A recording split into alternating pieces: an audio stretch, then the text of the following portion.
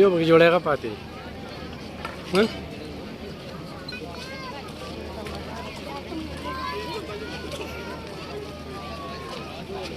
ګرانو کتونکو دا هغه پارک دی چې ته غلیم خان پارک ورته وایي، بلکې پارک نه دی، دا د خپلې پراځي او دا پلاټونه پرې خرڅوي.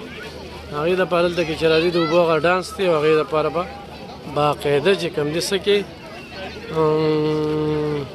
پیملي به ځان سره پیملي چې سري نلې به راځي.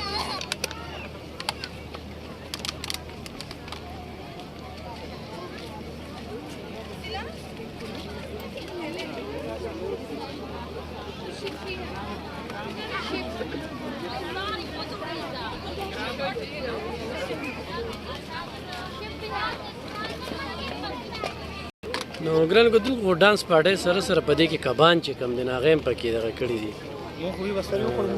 چودي کبان هم پکې